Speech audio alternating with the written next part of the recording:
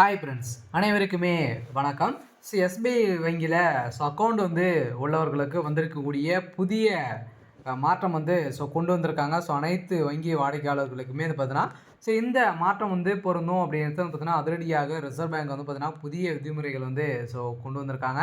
RBI பார்த்தீங்கன்னா அதிரடியாக ஏற்கனவே நிறைய ரூல்ஸுகள்லாம் மாற்றி வரும் நிலையில் இப்போ அதிரடியாக பார்த்தீங்கன்னா எஸ்பிஐ வங்கி அதிரடியான ஏடிஎம் கார்டு பயன்படுத்துறவர்களுக்கு ஒரு புதிய ரூல்ஸும் புதிய லிமிட்டான பார்த்தீங்கன்னா நீங்கள் லிமிட்டை அளவுக்கு தான் பார்த்தீங்கன்னா நீங்கள் அக்கௌண்ட்டில் இருந்து பணங்களை எடுக்க முடியும். அதேமாரி இதுக்கு மேலே பார்த்தீங்கன்னா புதிய ரூல்ஸில் இனிமேல் உங்களுடைய வங்கி கணக்கில் எவ்வளோ அமௌண்ட் எடுத்தாலுமே பார்த்தீங்கன்னா இவ்வளோ தான் உங்களுக்கு சார்ஜ் செய்யப்படும் அப்படின்ற புதிய மாற்றத்தை கொண்டு வந்திருக்காங்க. சொல்ல பார்த்தீங்கன்னா இந்த மாற்றத்தை பற்றி தான் இந்த வீடியோவில் பார்க்க போகிறோம். அதுக்கு முன்னாடி நம்மளுடைய சேனலுக்கு இப்போ தான் நீங்கள் முதல் முறையாக வந்திருக்கீங்க அப்படின்னா மறக்காமல் நம்மளுடைய சேனலை சப்ஸ்கிரைப் பண்ணி சப்போர்ட் பண்ணுங்கள்.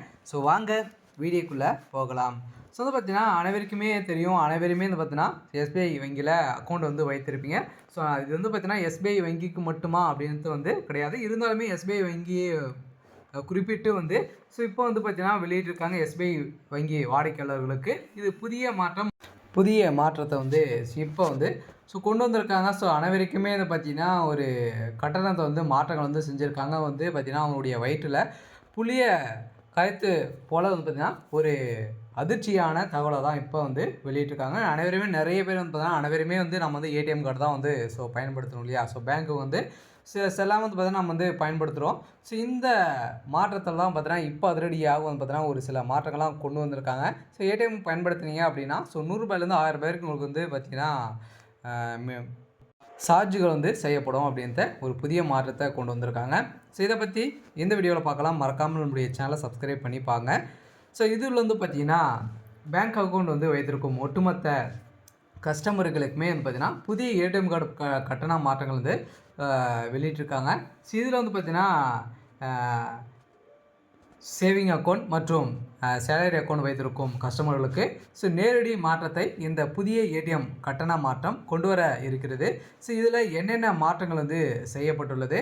எஸ்பிஐ பார்த்தீங்கன்னா இன்று சுருக்கமாக அழைக்கப்படும் ஸ்டேட் பேங்க் ஆஃப் இந்தியா ஆன புதிய ஏடிஎம் கட்டண மாற்றங்களை செய்துள்ளது. இந்திய அரசின் கட்டுப்பாட்டில் இருக்கும் ஸ்டேட் பேங்க் இந்தியா பார்த்தீங்கன்னா இந்த கட்டணத்தை மாற்றம் வந்துள்ளதால் தனியார் பேங்குகளில் ஏடிஎம் கட்டண மாற்றங்களும் இருக்கும். எனவே இதனாலே பார்த்தீங்கன்னா ஒட்டுமொத்த பேங்க் கஸ்டமர்களுக்குமே இதை கட்டாயம் தெரிந்து கொள்ள வேண்டிய ஒரு முக்கிய அப்டேட் தான் பார்த்தீங்கன்னா இப்போ எஸ்பிஐ வாடிக்கையாளர்களுக்கு கொண்டு வந்திருக்காங்க.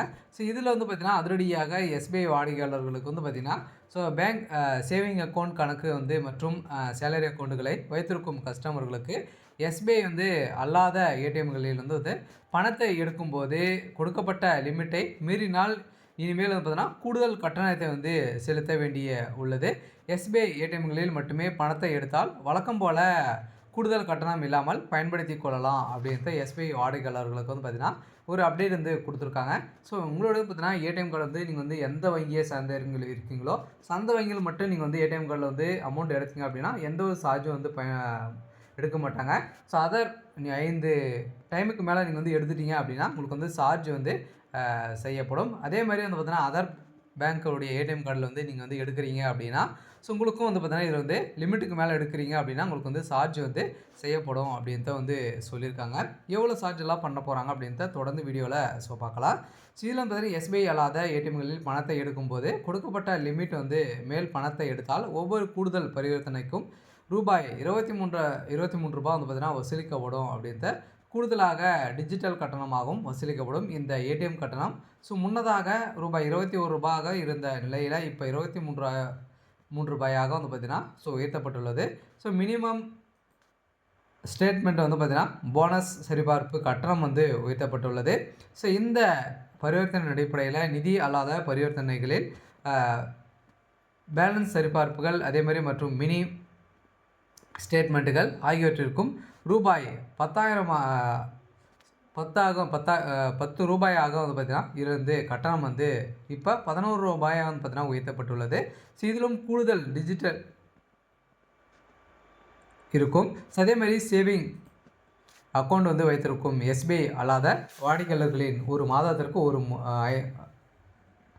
ஒரு மாதத்திற்கு 5 முறை பணத்தை வந்து எடுத்தால் உங்களுக்கு வந்து பார்த்தீங்கன்னா கட்டணங்கள் வந்து வசூலிக்கப்படும். இந்த லிமிட்டுக்கு மேலே பணத்தை எடுக்கும்போது மட்டுமே கூடுதல் கட்டணம் வந்து பார்த்தீங்கன்னா செலுத்த வேண்டும்.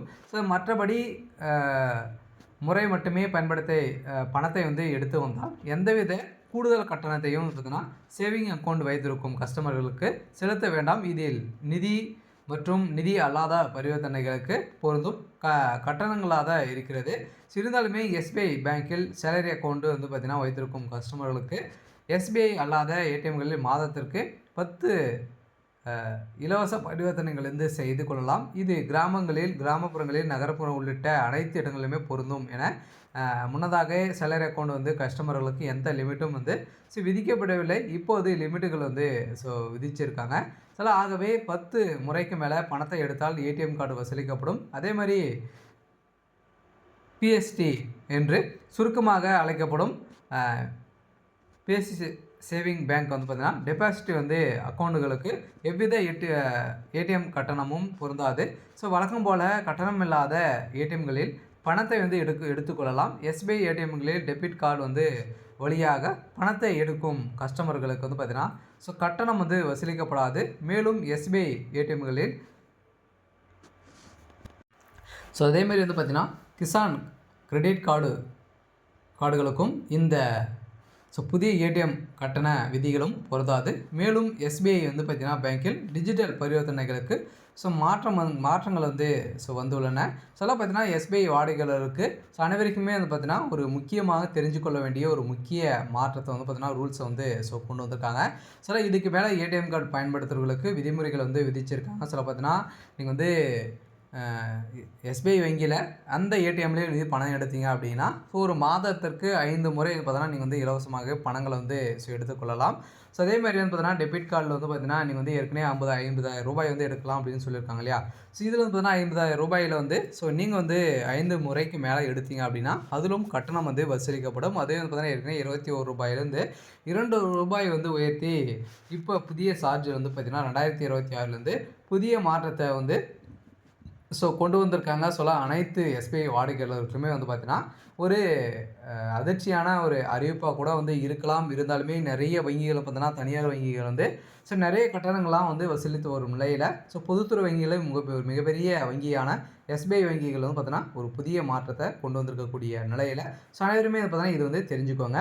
ஓகே. இன்றைக்கான அப்டேட் வந்து இதுதான். மறக்காமல் நம்மளுடைய சேனலை வந்து சப்ஸ்கிரைப் பண்ணி சப்போர்ட் பண்ணுங்கள். இது மாதிரி நம்மளுடைய சேனலில் பார்த்தீங்கன்னா வரக்கூடிய நிறைய பேங்க் ரூல்ஸுகள், அதே மாதிரி பேங்க்கில் வரக்கூடிய முக்கியமான அறிவிப்புகள், அதே மாதிரி பார்த்தீங்கன்னா மாநில அரசு, அதே மத்திய அரசு வரக்கூடிய அனைத்து அறிவிப்புகளையும் நம்மளுடைய சேனல் அப்டேட் பண்ணுறோம்.